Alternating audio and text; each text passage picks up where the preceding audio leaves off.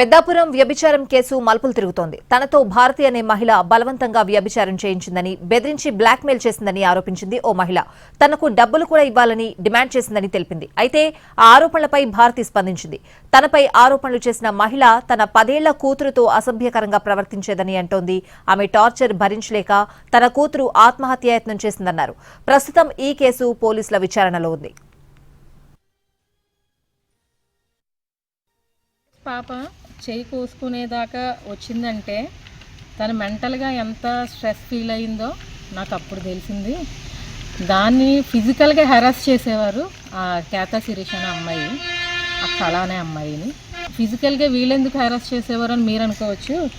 ఎందుకంటే వాళ్ళు ఆ అమ్మాయి లెస్బియన్స్ కాబట్టి. వాళ్ళు ఇదే మాట లక్ష్మీకాంతం మేడం గారికి చెప్పాను.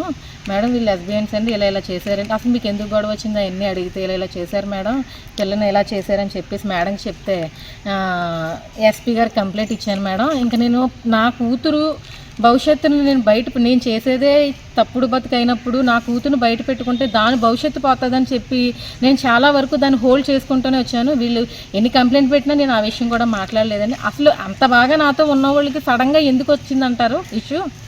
ఎంత పెద్ద తప్పు చేశారు కాబట్టి నేను వాళ్ళని పెట్టుకోవడమే నేను చేసిన పెద్ద తప్పు కాబట్టి నేనేం మాట్లాడకుండా ఇంట్లోంచి పంపించేశాను.